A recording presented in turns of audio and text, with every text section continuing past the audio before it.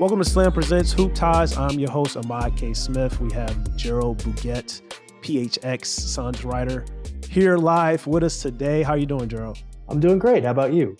I'm doing well. How's the weather out there?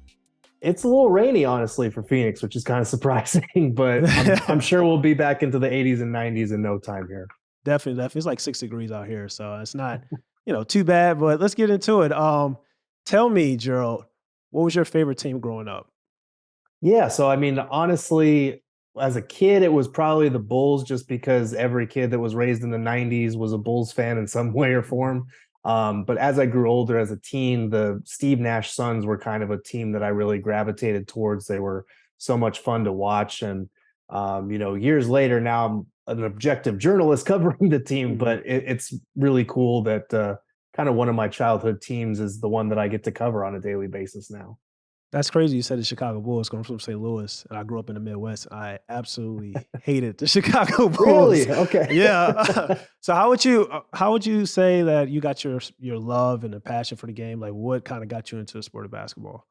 Yeah, so honestly, from the age of like 2, when I was old enough to dunk on a little Fisher Price hoop that my parents got for me, I just loved to play. And they would also, apparently one of the only things that would get me to be quiet as a kid would be to put basketball on, and Mhm. I would just sit there and watch it. And I remember I had little VHS tapes of like the and one mixtape stuff from like Jordan and Grant Hill, Penny Hardaway, all these guys, Yeah. and watching all those highlights growing up, all the uniforms back then, the 90s had the best uniforms. Like it was Mhm. just something that I always gravitated towards, whether I was playing or watching. So it's been instilled in me since I was a young kid, and it's always been one of my biggest interests for sure.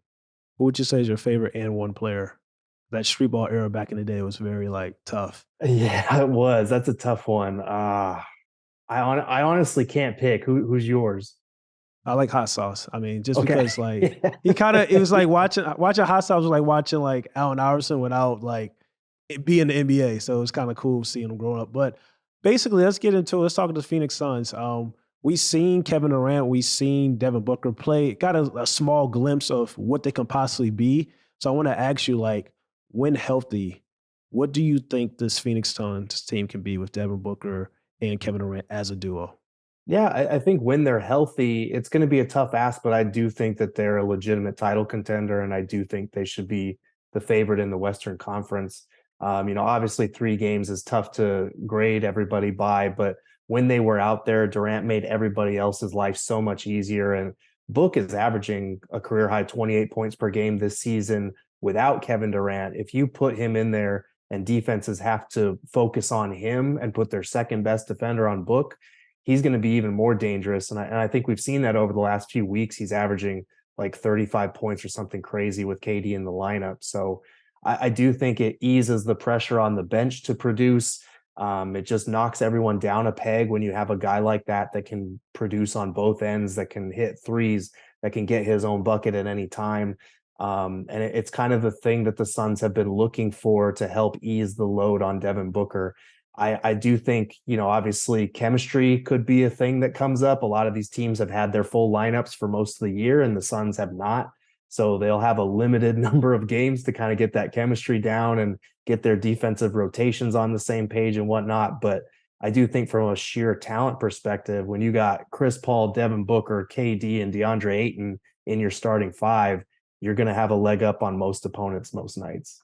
Yeah, I definitely agree with you when you said Kevin Durant. I think Kevin Durant is probably one of the most portable players, if not the most portable player of all time. You stick him into any offense, any Mhm. system with any players, he's going to thrive in. But you mentioned Devin Booker. I want to talk about Devin Booker a little bit. Do you think Devin Booker doesn't get the respect he deserves? This is to me a guy that's arguably the best shooting guard in the league, but constantly we're hearing like he wasn't an all-star this year. And then he may not even be on the all NBA team to some people. So how do you feel about like what does Devin Booker need to do to get the respect that he deserves around this league? Yeah, I think there is an underrated element to him, and I do think until he wins a title, he probably won't get that respect. And even then, it's probably with this current iteration, it's going to be looked at as, oh, Kevin Durant led him to a title. But we saw him as the best player lead the Suns to the finals 2 years ago. We saw him as the best player and a top 5 MVP candidate lead the Suns to 64 wins last year. So it is kind of strange that he doesn't get that same kind of superstar respect as a guy like Jason Tatum, who recently just led his team to the finals and is viewed as kind of this established superstar. But I do think with Kevin Durant kind of drawing defense's focus, he's going to get a chance to shine for sure. Because what he does against opponents' best defenders is already unfair. He's just got an aesthetically beautiful game. It's kind of old fashioned with the mid range touch and the pure artistry of it. But he's a dude that for whatever reason some people just really don't like and some people really rock with. So it'll be interesting to see how these playoffs kind of change his image. But I do think winning a title would help silence some of those critics for sure. Yeah, and like you said, those 3 games that Kevin Durant and Devin Booker played together, I thought it was beautiful. Like you Mhm. said, Devin Booker has an old-fashioned game, like getting to his spots, getting to the second level on the basketball court, and then you pair that with Kevin Durant, who is arguably the most unguardable one-on-one player, unstoppable one-on-one player in this league has ever seen, probably. And then with Devin Booker, it's just like, who do you draw 2 double defenders to? So it's very, very going to be challenging. Who would you say is an X factor for the Phoenix Suns? Like, what player needs to kind of help them be the key? We know Devin Booker's going to be there. We know Kevin Durant's going to be there. Who do you feel like is the other guy that has to step up to try to help this team reach their championship aspirations?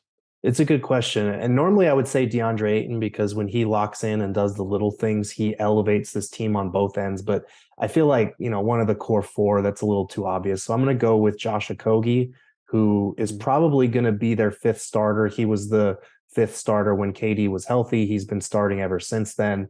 And he's a guy that, he's a career like 29% 3-point shooter, not a guy that mm, has historically spaced the floor, but since the yeah. calendar flipped to 2023, in the first 2 months, he was shooting something like 44, 45% on a good number of attempts. And over the Mm, last few weeks, it's kind of dropped off a little bit. So it's one of those things that when you have that core four out there that's going to draw most of the defensive attention, those other guys are going to be the ones that get wide open corner threes and kind of have to knock them down to make defenses pay. He's a great defender and he's kind of taking on a lot of the defense that Mikal Bridges brought to the table in that starting lineup. But if mm, he can't knock down threes, like I don't know how playable he'll be come playoff time. Like we saw it in the Dallas game. He went 0 for 8 from three, and Ish Wainwright came in and replaced him and knocked down some looks, and they won that game. So it's a thing where when Okogie's on, he can really be a thorn in your side. And when he's not, he might get like the Tony Allen treatment come playoff time, and that could mm. be a problem. Definitely. And it's interesting that you said Josh, because I thought you were going to say DeAndre Ayton. The only reason why, I know you said you want to say the core four, but the only Mhm. reason why, especially since last year's playoff performance, what we saw with DeAndre Ayton. So it's just like, I feel like when DeAndre Ayton's on, double double machine, the Phoenix Suns Mhm. going to be really, really hard to beat. But you mentioned Josh, you mentioned their lack of like shooting and stuff like that out of their big three, of course, Chris Paul, Devin Booker, and Kevin Durant. I also feel like, do you think their lack of depth come playoff time is going to hinder them? I think it is the obvious weakness when you look at this team and you look at how many guys are in and out of the rotation. Like in their last loss to the Thunder, Monty played 12 guys and TJ Warren didn't even see the floor. I think he's Yeah. still been trying to figure out, okay, who's going to give me what on a nightly basis? Because he's got a lot of defensive heavy guys like a Kogi, like Ish Wainwright, who are a little bit streaky when it comes to knocking down the three ball. And then he's got like offensive gunners like Terrence Ross, who probably not the best defender. So Yeah. he's got guys that kind of have one-sided skill sets, and he's trying to figure out, okay, who's going to be able to bridge that gap. Landry Shamit's a guy that kind of comes to mind, but he just returned from a 2-month absence. So they're Mhm. definitely looking for some consistency there and trying to lock down what their playoff rotation is going to be. And that's harder to figure out when you don't have Kevin Durant out there because in the 3 games that he played, they used him to kind of bolster the second unit. They were staggering him a little bit, and it worked just fine. But I do think that is the biggest concern. I think when you have a Kevin Durant that you can play with some of these Mhm. guys, and we saw it in those 3 games, it minimizes a lot of the damage that those bench units can do. And I do think, come playoff time, the starters are going to be playing like 35, Yeah, 40, 35. 40 plus Mhm. minutes. Like Definitely. you only need to survive like 8 to 12 minutes with the bench guys, honestly. And if you have Yeah. Kevin Durant or one of the other core four to stagger with them, that makes up for a lot of it. Only issue and only concern with that is like health wise. Like Kevin Durant played 3 games, he got hurt. You know, Mhm. Chris Paul's been dealing with injuries. We also know that, you know, Devin Booker's been in and out of the lineup as well. So depth is definitely going to be very important. And before Kevin Durant came on, Chris Paul was traded to the Phoenix Suns. And we know that basically with Chris Paul, the Phoenix Suns the past 2 years have been what? A championship contender. Mhm. Maybe haven't reached those expectations, but like we know his impact that he's had on that franchise. So I wanted you to kind of tell me, what do you think a ring would mean for Chris Paul's legacy with the Phoenix Suns? It would mean everything. And it's kind of rough because, rings culture now has changed that conversation so Mhm, much. And it can be exhausting because some of these guys, like, even Russell Westbrook, James Harden, guys that are still playing at a high level right now, like you mhm, look at their careers, their body of work, and that should be enough to cement them as all-time greats. And they are, but everybody always focuses on that one thing that they don't have. And mhm, for Chris Paul, like if he doesn't get over that threshold, he'll go down without a doubt as one of the greatest players to never win a ring. And a few years ago, it was he's never reached a conference finals. And then it was he's never reached a finals. Well, now he's done those things. This is the last kind of mountaintop for him to climb.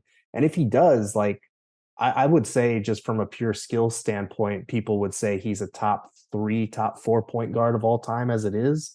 Now, if you definitely. give him a finals trophy on top of that, like he's cemented as one of the greatest point guards to ever play the game. It's been even at this stage of his career, it's been a pleasure like watching him Mhm. work and seeing how his mind works, seeing that competitive streak. But it would be incredible for him and for his legacy if he could finally get over that hump. Definitely, definitely. I agree 100% with what you're saying because if you look at Chris Paul, that's the only thing he's kind of missing is that Mhm. ring.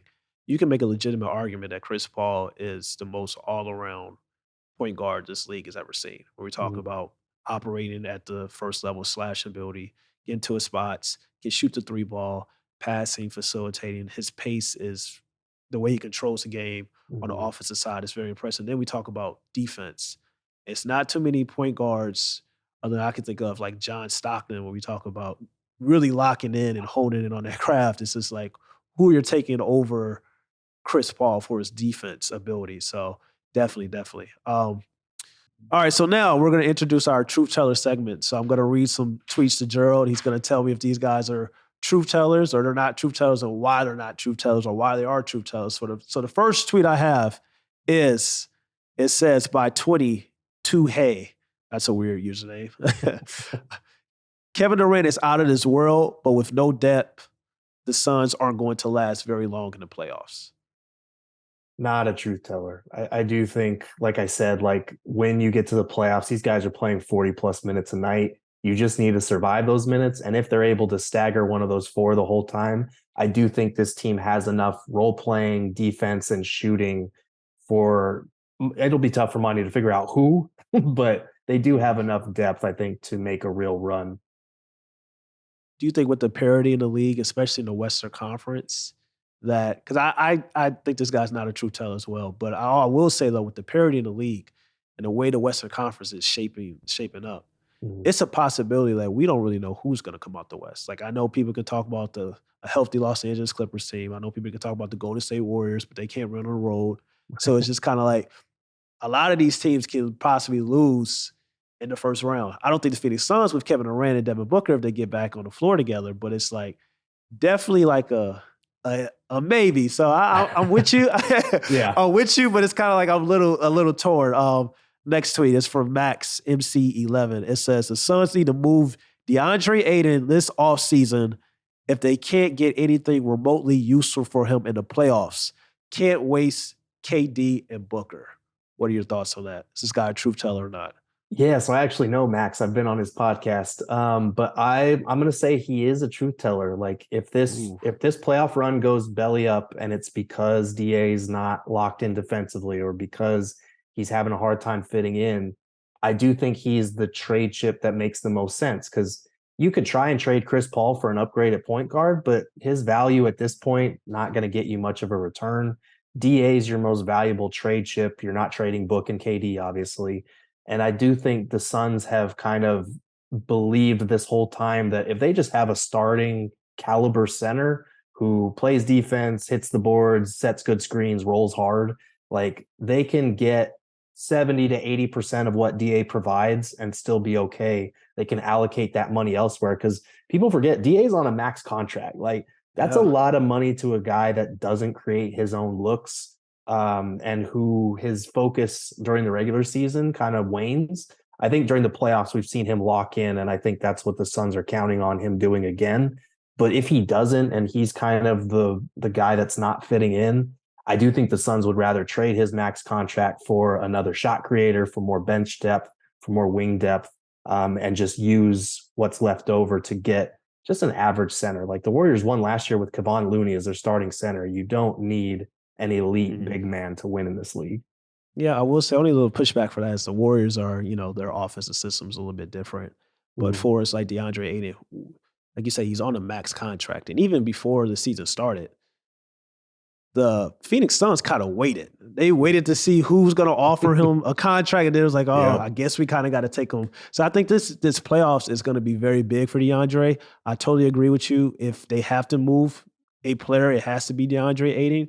But the only question is kind of like you were saying, it's like, what type of value are you going to get for him? Like he's Mhm. a what 20 and 10 guy sometimes, and then Mhm. sometimes he's a what 12, 12 and Yeah. 10. So, but how much is I want to ask you, how much is that because of the Suns offense and them not really like allowing him to be a focal point of the offense at times? Or how much is that just DeAndre Ayton's inconsistent ability for his like game to game situations? I think part of it is a byproduct of the offense. Obviously, they have him setting a lot of screens, and they are a very perimeter oriented team. When you got ball handlers and pick and roll artists like Chris Paul and Devin Booker, that makes sense. And then you add a guy who can get his own bucket and ISO at any time in KD. Like the offense is not going to revolve around him. But I will say the offense kind of does start with him because he's the guy setting all these screens. He's the guy whose gravity on these rolls opens things up on the second side for 3-point shooters. And I do think like when he catches the ball in the short roll, he's not a Mhm, guy that can put the ball down and make a move. His post repertoire is kind of limited, especially finishing around the basket. He's really good as a mhm. finisher with his hook shot, with his mid range shot. He's money, but he doesn't have the skill set to go and get his own bucket at times. And that's kind of what separates him and why I think, if you put him on another team that revolved around him, I'm sure he could put up 20 and 12 on a Mhm, nightly basis. But I don't know how efficient it'd be. There would be some growing pains as far as learning to create his own offense. And I'm not mhm. sure that kind of team would be, an elite or a good team, like a playoff caliber team. Do you feel like that's not his fault though, in a way, because of the way the game has changed? Because back in the day, traditional bigs, what DeAndre Ayton is, would be more valuable than he is right now. So you look at the modern bigs, we see Joel Embiid, we see Anthony Davis, we see, Giannis Antetokounmpo, Nikola Jokic. So it's just kind of like maybe he's just in the wrong era. Because I think he is talented. I think he is Mhm. like a talented big man. But it's just like we're in an era where it's pace and space. If you don't Yeah. have a big man that can create, like you said, create off the dribble, is he really needed? Because you can always fill in a guy that can be a rim runner. And that's kind of like you were just saying what the Phoenix Suns may have to do, especially if they do not win a championship. But I'm going to ask you a couple questions. I want you to say the first thing that comes to your mind, Mhm. or give me some analysis behind it. Okay. Sean Sean Marion. Oh man, underrated. That's Mm. that's my word for him. I think he's a guy that even back right when he retired, I was writing articles about why he had a case for the Hall of Fame, and he just Whew. kind of was a star that got lost in that era. Mhm. Because his two-way play was incredible. It's insane that he never made an all defensive team just because the Suns defenses were subpar. But um, he was so much fun to watch. Just an incredible dunker, like unbelievable athlete. You look at some of the averages he put up, and I think there was a season where he led the team in like points, rebounds, steals, blocks, like all at once. Mhm. He was really good, and it was sad when the Suns kind of traded him away and he was gone, because he's definitely a forgotten star, and he should be in the Suns Ring of Honor, hopefully in the near future. Yeah, he's a guy that right now probably in today's game, probably a max player, don't you think? Yeah, yeah, With absolutely. with his skill set, like he Yeah. shoot the three and guard 1 through 4 in the basketball, probably 1 through 5 on the basketball court. I mean, he was a special player. MVP for 2023. Uh, I would say this is tough. Gotta I'm say with your honest. chest. Yeah, Don't I know. hide. I know. I Don't can't hide hide. Uh, it. I'm gonna go Giannis. I think Ooh. I would say Jokic, but I do think the voter fatigue is real, and I think the Bucks having the best record by a pretty significant stretch matters. And I do think the defensive side of the floor matters as well. Like you really can't go wrong with Giannis, Jokic, or Embiid this year because they all Mhm, have mhm. legitimately fantastic cases. But Yeah. I'll give the slight edge to Giannis here. Why no Joel Embiid? Because it seems like you said, a lot of people are Yeah. trending to Joel Embiid's direction this year, especially when we're talking about possibly a back-to-back season of averaging the most points in the NBA for a regular Mhm. season, and he gets down the defensive side as well. Yeah, I think for me, the slight edge goes to Giannis because I would have him as a slightly better defender than Embiid. Mhm, And then the team record, you throw that on top of it. It's like I said, it's like a hair's edge for this type of stuff. And like mhm, if Embiid wins, I won't be mad at all because mhm, he's absolutely deserving. And I feel like he's gotten lost in the conversation at times this year. mhm. 7 seconds or less offense. Revolutionary. Mm. That's the word. I mean, that it was ahead of its time, and it's hilarious now because if you look at their pace back then, it'd be dead last in the league right now. Like, Mhm. it's insane, but they were the ones that put that in motion, and it's too bad that that era didn't get a championship to kind of celebrate it with. But yeah, it was revolutionary for its time. And it was so much fun to watch. I know that it brought in a lot of new basketball fans, and Mhm. not just to Phoenix, but the NBA as well. So it was revolutionary for sure. Last one I got. Peak for peak, who would you rather have? Okay. Steve Nash, player you grew up Hmm. idolizing, Yep. watching, Yep. or current point guard for the Phoenix Suns, Chris Paul? Man, I'm so this has always been a point of contention with Suns fans because they're diehard Steve Nash loyalists. Mhm. But if you watch Chris Paul's peak, like it was kind of crazy that he never won an MVP award during his time in the league. I No. gotta go with Chris Paul at his peak. And he sustained his peak for so long. Like Yeah. not that Nash didn't, but Chris Paul went to so many different teams and just catapulted them to a huge jump in the standings every Mhm. time. Yeah. People always want to fixate on the playoff shortcomings and the Mhm. choke jobs or whatever you want to call it. But at his peak, like Chris Paul, very few players in NBA history have controlled the game the way that he has. Man, I totally agree. I'm shocked you didn't say Steve Nash though. You Yeah. know, 50, 40, 90 player. I think it's Chris Paul as well, but growing up in Phoenix, like you said, and like covering Phoenix, I'm just really shocked you didn't say Mm, Steve Nash. I mean, Steve Nash he's almost starting to get a little underrated. And I've been hard on Steve mm, Nash because we always talk about those MVPs. Did he really deserve it? This and that. right. But this guy is one of the best point guards this league has ever seen. And then, like you Mhm, said, historically, if you look back on it with the Phoenix Suns, that 7 seconds or less offense, like mhm. this is what we see in the NBA right now. Yeah. But final question I have for you, Gerald. I need your top five favorite. I'm not gonna say all time. Uh-huh. favorite Phoenix Suns players. Okay, so the favorite thing obviously changes it a little bit because it Mhm. feels weird to not have Nash among your favorites, but I got two men like Charles Barkley and Devin Booker are favorites just because they're so Yeah. much fun to watch. Like Charles was a personality and a half.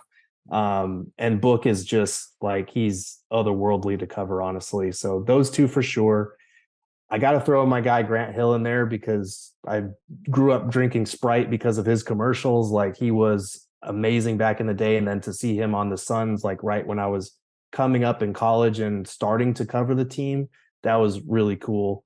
Mikal Bridges is a goofball, man. He's like he's got to be in there. I don't know if there's a more memeable Suns player in franchise history. Mm. And then the last one, I got to give a shout out to Goran Dragic, because Ooh. he was you want to talk about guys that were lost in the weeds during a really rough time in Suns history. Like that whole decade was brutal, but that 2013-14 season when he made all NBA and won most improved player and was getting like MVP chance, that was a really special season. And he was actually in college the first player that I ever interviewed. He sat down and gave me, just some random college kid, like 25 minutes in-depth interview one-on-one, and was just super nice about it. So he's kind of one of my first entry point into talking with NBA players. Yeah. And I'll never forget what he did to the Spurs in that one playoff series where he just came off the bench and lit them up. So, lit them up. yeah, got to go with the Dragon. Definitely. I know I said that was the final question, but I want to talk a little bit about Charles Barkley. I feel like we can't end this show off without talking about Charles Barkley and his impact. But I also want to kind of talk about Charles Barkley when regards to the media.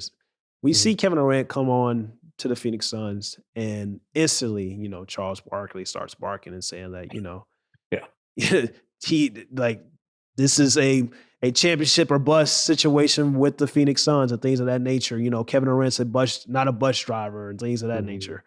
I want you to kind of like put into perspective, is he right? Or do you feel like he's being a little hard, especially if you consider the fact that Charles Barkley doesn't have a ring on his own?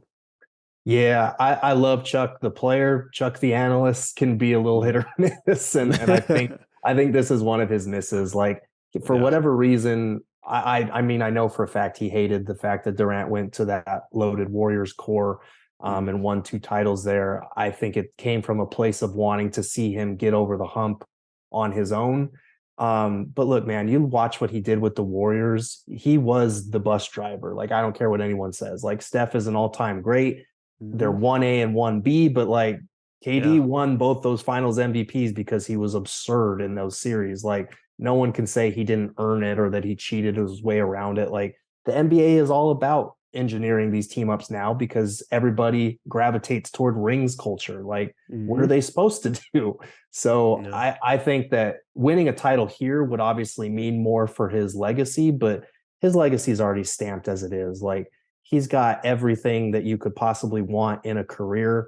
And I think Chuck is already laying the groundwork because he's a little nervous because if KD comes to his city and does what he couldn't do in Phoenix, first championship ever in Phoenix franchise history. I mean, that would be impressive. Like you said, Kevin Durant, when he went to the Golden State Warriors, he was the best player on the Golden State Warriors. I know people want to talk about Steph and his gravity and things of that nature, but Kevin Durant was Kevin Durant. I feel like people need to stop talking about like, oh, he went to the Warriors, and it's a whole lot of situations, and we could talk about about players joining on this team and that team as well. But Gerald, I want to thank you so much. You're the first ever guest on the Hoop Ties podcast presented by Slam. So I really, really appreciate you. Anything you want to say about Suns or anything, to the audience? Yours.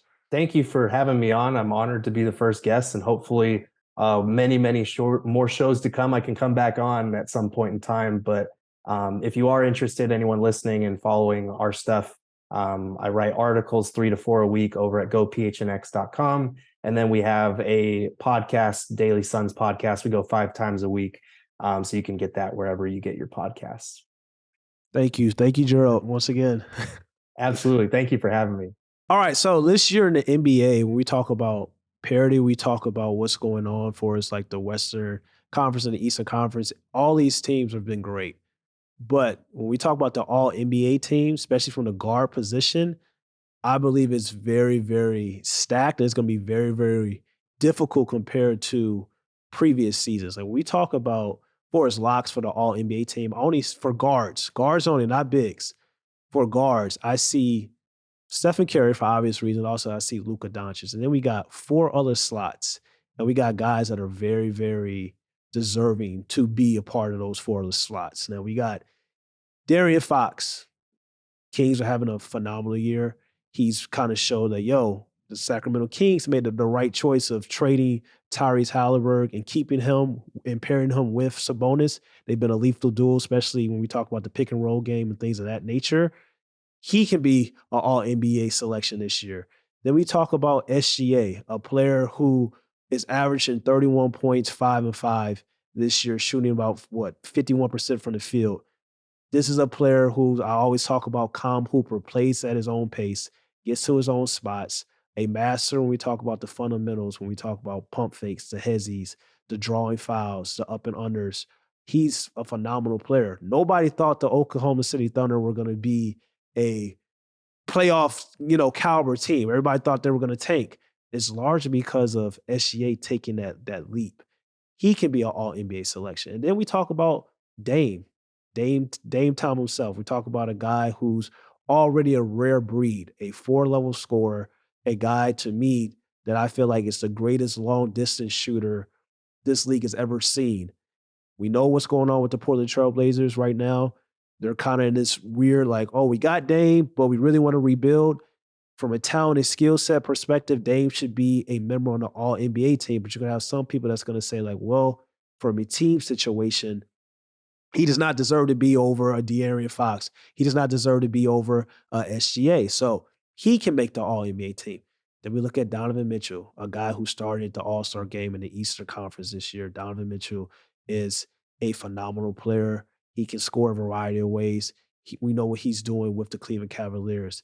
Then we have another guy that people aren't talking about that wasn't selected at the All-Star game, Devin Booker, a guy that's been playing phenomenal with Kevin Durant, has been out, but he's also been playing phenomenal before Kevin Durant even got to Phoenix. And we know Kevin Durant is, hurt right now, but still, Devin Booker, to me, the best shooting guard in the league. He was all NBA selection last year, and he went to the All-Star game. And this year, he may not be either, but this is a player that I feel like he has a chance to be on the all NBA team. So we have so many guys this year that can be on the all NBA team for the guard position, other than Luka and other than Stephen Curry. But it's just like, it's a toss up because even though this is an individual award, it's kind of like it factors so many different things: talent, skill set, also how's your team doing. So a lot of these guys, I'm going to continue going. James Harden, a guy where he was not selected on the All-Star team this year, a guy that's been putting up basically 22 and 11 this season with the Philadelphia Sixers. His three-point shot is back. His first step is way better than it was last year. He's been phenomenal. He's been the kind of perfect partner in crime for Joel Embiid, getting Joel Embiid in the pick and roll action, getting Joel Embiid to his spots, setting up, facilitating. Also, just like his presence alone and his gravity on the basketball court makes the game easier for others like a Tyrese Maxey. So we have so many guys. Jaylen Brown. This is a guy who's basically, if he doesn't reach the all NBA team, he may look to kind of go somewhere on free agent the following year because he's in the last year's contract after the season. So it's just like, if he doesn't make the all NBA team, that's $10 million that he's probably not going to be able to get for, a next contract. So he's probably going to want to go and try to seek a big time max contract for somewhere else. So the all NBA teams for guards this year is very, very important. And then another player that I forgot to mention, and how could I forget this player? Ja Morant, I'm sorry. Ja Morant, he's been suspended for 8 games and this and that nature. He made a mistake. But to sit up and say that it's 6 guards this particular regular season that's better than him, I do not think so. Ja Morant, we know what he's about. We know his athleticism is, something we haven't seen since really like a prime Derrick Rose and a prime Russell Westbrook. Like, he's that phenomenal. We know the Memphis Grizzlies are good without him, but with him, they're great. He's another player that probably should be on the all NBA team this year as well. So we have so many guards other than Luka, other than Curry, that could have an opportunity or should have the opportunity or should feel like they should be selected on the all NBA team this year, that it's going to be very, very interesting to see what happens with these players. If I was picking, I'm picking SGA, I'm picking Luka, I'm picking Stephen Curry, That's 3. I'm picking Dame. I'm picking Ja Morant, and I'm probably picking De'Aaron Fox to be for my All NBA selection for the guards for Team 1, Team 2, and Team 3.